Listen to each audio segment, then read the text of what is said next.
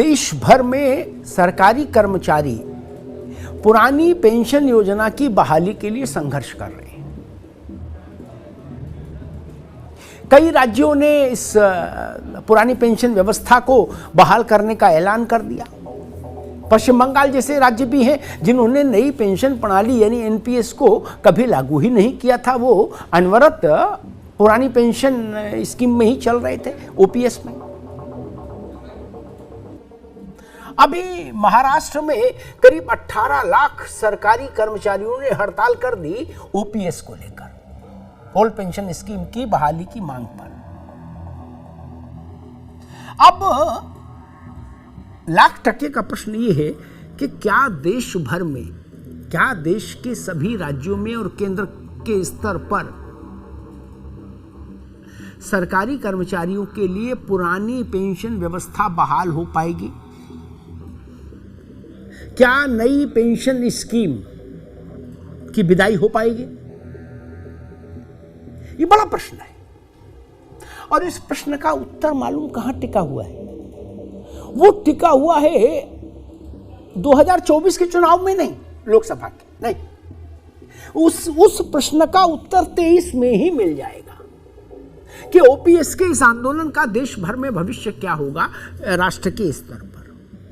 मैं ऐसा इसलिए कह रहा हूं क्योंकि राजस्थान, छत्तीसगढ़, ये दो राज्य ऐसे हैं कांग्रेस शासित जिन राज्यों ने पुरानी पेंशन स्कीम लागू करने का ऐलान किया।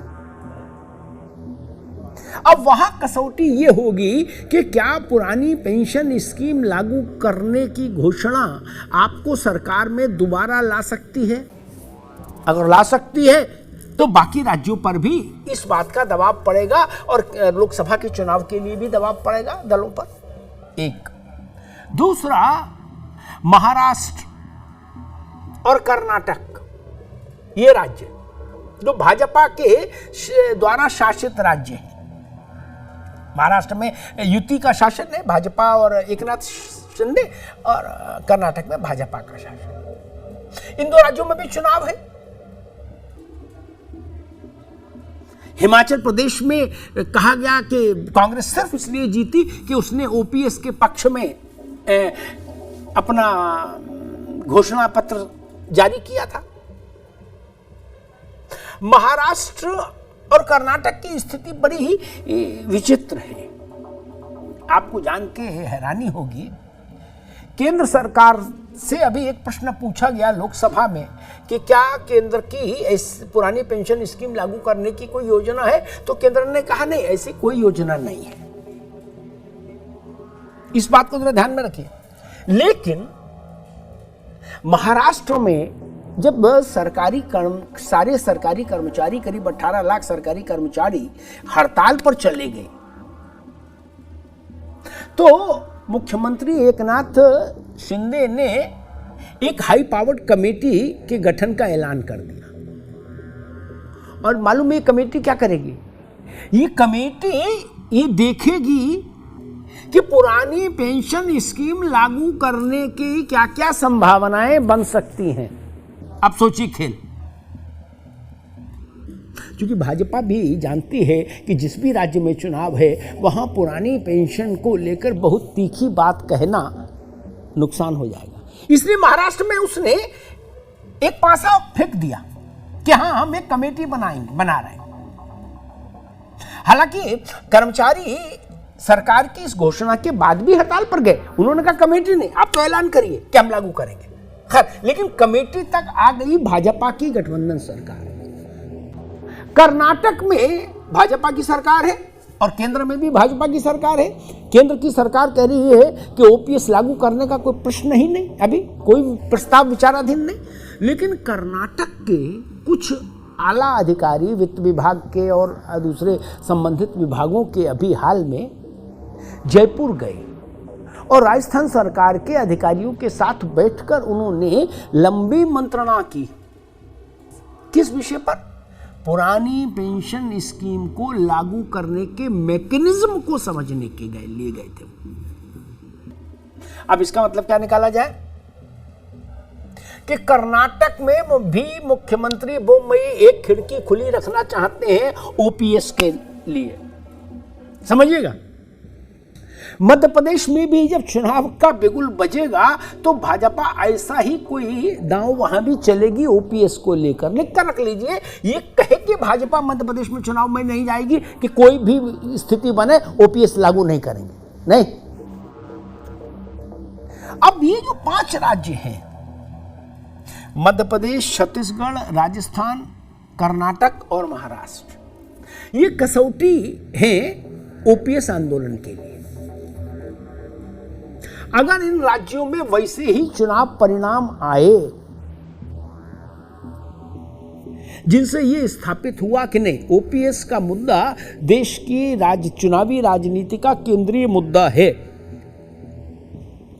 तो यकीन मानिए उसके बाद 2024 के चुनावी महासमर में, यानी लोकसभा के चुनाव में, भाजपा हो चाहे गैर भाजपा दल हो, सबके एजेंडे में, सबके घोषणा पत्र में आपको ओपीएस की बहाली की घोषणा का वचन दिखाई देगा।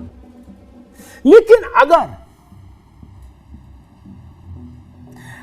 राजस्थान और छत्तीसगढ़ में ओपीएस लागू करने का लाभ वहां की सरकारों को नहीं मिला, महाराष्ट्र, कर्नाटक और मध्य प्रदेश में ओपीएस को लेकर जो दल सबसे मुखर होकर सामने आए चुनाव में, अगर उसको लाभ मिलता, चुनाव में नहीं दिखा, तो मुझे लगता है ओपीएस को लेकर चल रहे आंदोलन के लिए मुश्किल हो जाएगी 2024 में। इसलिए अभी सारी ऊर्जा आंदोलन की 23 में, इसीलिए इस आंदोलन के जो सूत्रधार हैं लोग, वो सारी ऊर्जा 23 में इन राज्यों में झोंकना चाहते हैं ताकि एक नजीर बन पाए राष्ट्रीय स्तर पर, राष्ट्रीय दलों के लिए, और एक दबाव समूह पैदा हो भारतीय जनता पार्टी के लिए भी और कांग्रेस के लिए भी। क्या वास्तव में इन 5 राज्यों में ओपीएस चुनाव का रुख मोड़ने वाले मुद्दे के रूप में स्थापित हो पाएगा? संख्या छोटी नहीं है।